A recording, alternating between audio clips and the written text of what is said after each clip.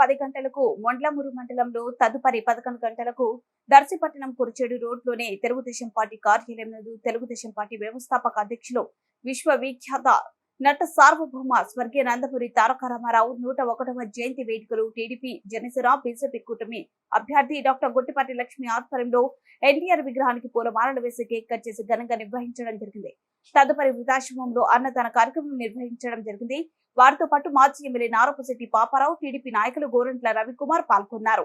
లక్ష్మి మాట్లాడుతూ తెలుగు వారి ఆత్మగౌరవ పత్రిక, తెలుగు ప్రజలు ఆరాధ్య నాయకులు అన్న ఎన్టీఆర్ జన్మదినం నేడు జరుపుకోవడం మనకెంతో గర్వకారణం. ఈ వేడుకలో పాల్గొనే అదృష్టం నాకు దక్కినందుకు నేను ఎంతో గర్వంగా భావిస్తున్నాను.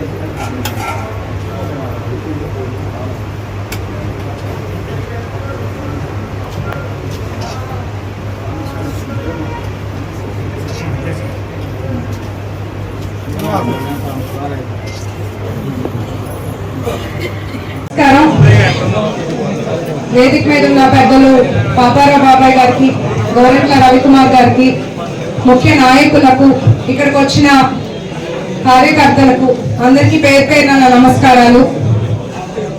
ఈరోజు మన తెలుగువారి గౌరవ ప్రతీక, తెలుగువారి ఆరాధ్య నాయకులు ఎన్టీఆర్ గారి 101వ జన్మదిన వేడుకల్లో పాల్గొనటం, ఆ అదృష్టం దక్కినందుకు చాలా గర్వంగా ఉంది.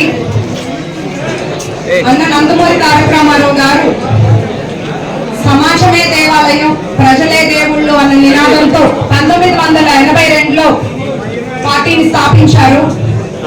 తెలుగుదేశం పార్టీ స్థాపించిన 6 నెలలకే అధికారం చేపట్టి పేద ప్రజల కనీస అవసరాలు తీర్చే లక్ష్యంతో ప్రజలకు పార్టీని అప్పగించిన మహానాయకుడు నందమూరి తారక రామారావు గారు.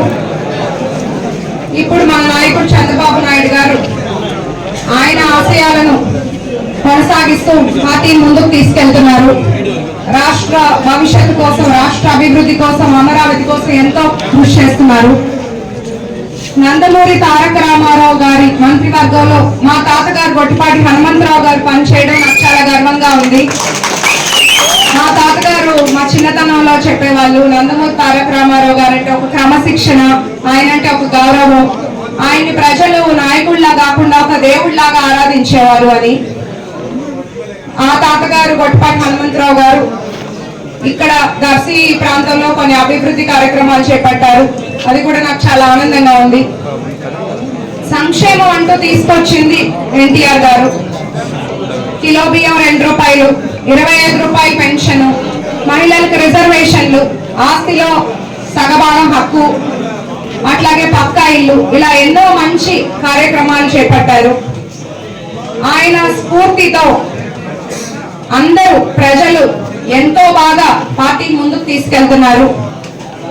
మన ఎన్నికల్లో కూడా ప్రతి ఒక్కళ్ళు ఎంతో కష్టపడి పనిచేశారు. ప్రతి నాయకులు, ప్రతి కార్యకర్తలు చాలా కష్టపడ్డారు నా విజయం కోసం. మేము కష్టపడ్డాం, మీరందరూ ఎంతో కష్టపడ్డారు.